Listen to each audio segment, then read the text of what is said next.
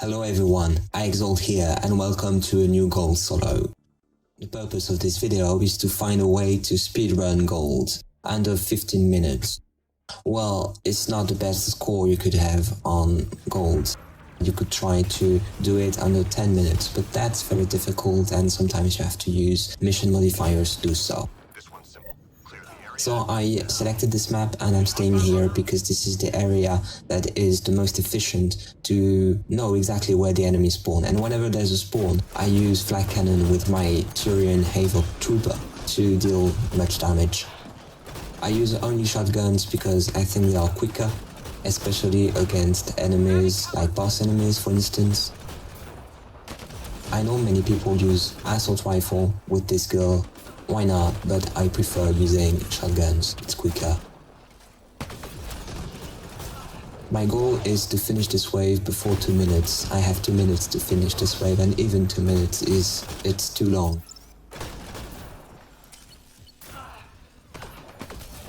So I try really to speedrun the thing.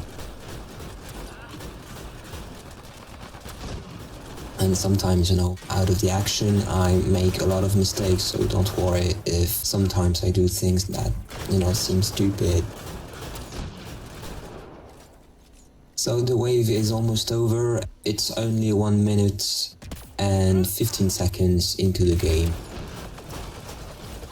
Because of the area damage of flak, I can simply kill many enemies at the same time.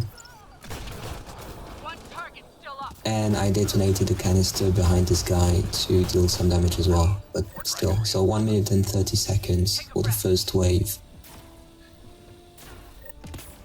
The best thing you can do if you want to aim at a sub-10 gold solo would be under 1 minute for the first wave, but that's really difficult and you have to use other tricks like concussive weapons or, as I said earlier, mission modifiers. So again, I start from the same place. I just, quick detour to grab some flak cannon and start again. So there's the first berserker. And whenever there's a big enemy like, the berserker or for wave 1, the outlaws, so pariahs, saboteurs, stuff like this, focus fire on the enemies that are worth points, many points. Like agent and the saboteur here are worth for each 220, while a raider is only 110. So it's not much. The sharpshooter is 165. The berserker is over 250, so obviously you want to focus fire on armored enemy first, because they can quickly help you deplete the wave budget.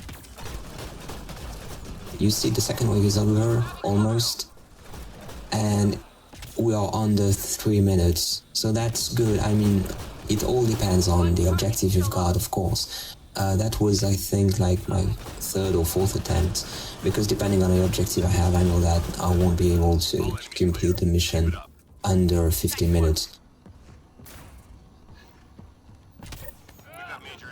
And the best objective, you got it, is not devices, it's boss objective. The boss objective is the quickest objective you've got. Retrieval is so long. Devices is frustrating and it depends on where the devices spawn. Hack and upload obviously are not the best choice if you want to speedrun gold. But since you don't have any say over which objective you're gonna get, it's all about chance, so. Pariahs, be careful, pariahs. You'll see at the end of the run I kill myself because of pariahs, or not exactly pariahs, but you'll see I kill myself. It's funny still, but anyway. So again, focusing fire on the targets.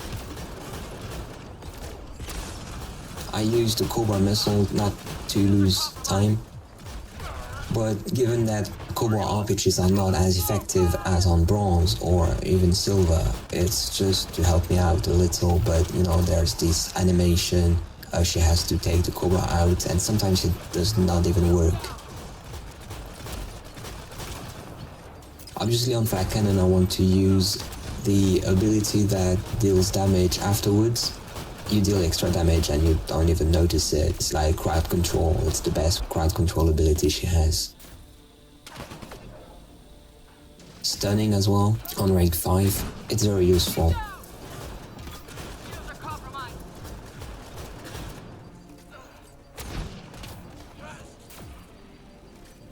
The sharpshooters are annoying because they tend to cover, but in fact, they also played against the remnants to try, and also because the Turian are Havoc trooper, as you know from Platinum Duo I posted this summer, is magnificent, gorgeous against remnants. She can take down destroyers so quickly with the Piranha. It's damn impressive, but the problem is the remnants. Well, they have a lot of units that stay in cover for a long time, like Assembler. And also, it's a bit different from the Outlaw. I like the Outlaws so much because they are easy to take down. They tend to remain in groups. With the Remnants, it's different. You have to, shoot at the Observers as well, and the Observers move more quickly than all the other units.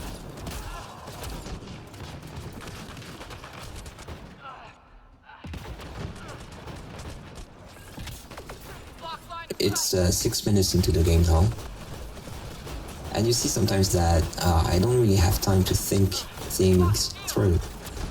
I use powers erratically, so I do apologize. When you're hurrying things, you can do mistakes, and I did many mistakes in this, but the goal was simply to, find a way to quickly solo gold.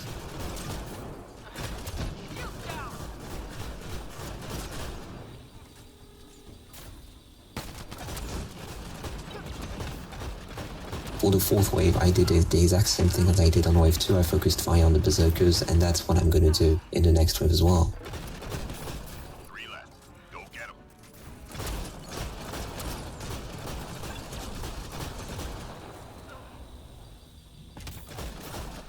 With enemies like this agent, for instance, I used a weapon like the Crusader, simply because it was far away from me, and the Piranha tends to spread, whereas the Crusader can be more precise, but it's also more difficult to use. That's why I'm not using it very often. The Piranha is perfect for area damage. And in spite of the fact that the Piranha is more widespread than the Crusader, in spite of this, it's possible to headshot enemies. Especially big enemies like the Hydra, but the hard thing with the Turian Havoc Trooper is to keep on shooting the weak points. Simply because, in fact, because she moves when she's in the air and because she stays in the air whenever an enemy is killed, you move all the time, so you have to... It's not stable, It's necessary to always move the mouse and find the weak points.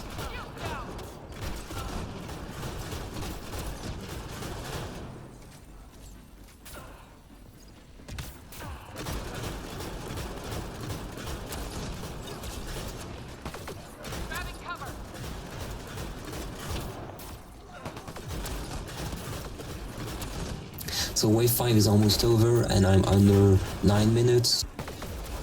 It's important on wave 5 to be around 7 minutes. 7 minutes and 30 seconds, something like this, simply because the extraction, you have to take care of the extraction as well, and the extraction you have to wait more than 2 minutes, like 2 minutes and 10 seconds I think. It's part of, the challenge. So if you are reaching a sub-10 gold solo on regular gameplay, on regular games, then you have to finish wave 5 before 7 minutes or 7 minutes 30 strikes. And again, it depends on the objective you will have on wave 6. 3 more to go. For this run, I had targets. I already pointed out that this was the best objective I could have for a speedrun.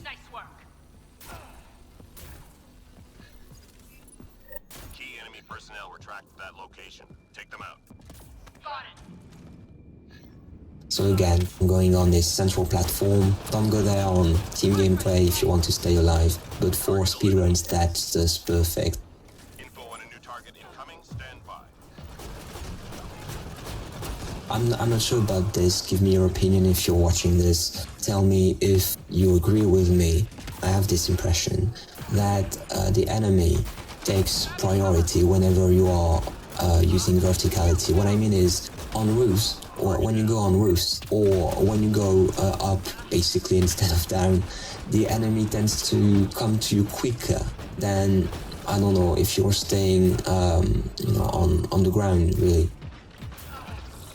Basically, I really have the impression that on these maps, when you have roofs like Sandstorm, for instance, or Icebreaker, I always have this impression that the enemy takes priority and that they will come to the roofs the very moment you go there. Anyway.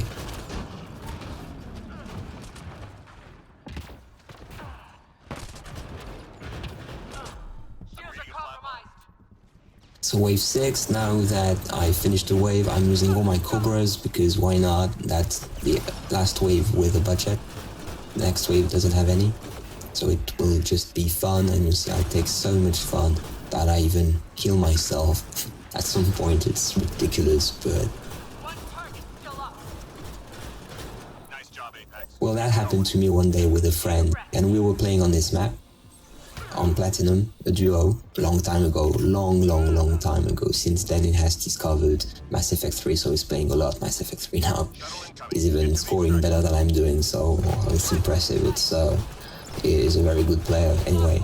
And at some point one day, he killed me with a flak cannon, and he did not understand why.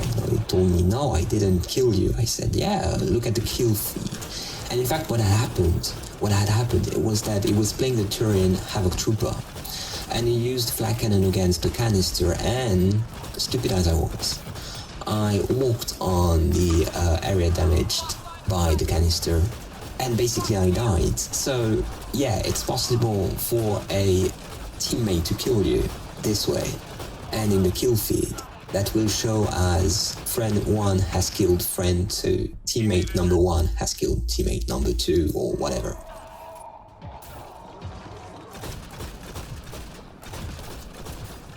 Oh, and if you want to see the build, it's at the end of the video, but you can also watch the Platinum duo with the Turian Havoc Trooper.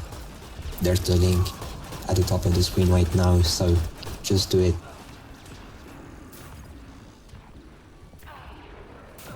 Okay, 1 minute left before extraction. I think I have depleted the Hydra budget, I'm not sure. That's good because I don't want to die. That's the moment I die. Look at this. 1, 2, 3. Teammate injured. Yeah, well, I didn't kill myself exactly well. The enemy was smarter than I was because I got staggered by, I don't know what, I think the Berserker. So my character was pushed towards the area where the canister had just detonated. So as a result, I died because of my own flak cannon, because I was the one who detonated the canister in the first place. I have only one Medigel left, I did that for dramatic purposes. No, not exactly, I was just having so much fun that I didn't even care about dying or not. Well, it would have been stupid that I died without having any Medigel left and failed this solo, but still, I did it. So yeah, that was a SUB-15 gold solo on a regular match. There's no modifier on this mission, there's no weak points or whatever. I hope you enjoyed this video, and if you want to do that yourself, you can. You'll see that the Turian Havoc Trooper is excellent with shotguns, and you can deal quick damage to all the enemies. Thank you for watching this video, and see you in the next one. Don't forget to like this video if you enjoyed it, and subscribe to my channel to help me make my videos. I exalt out. Bye.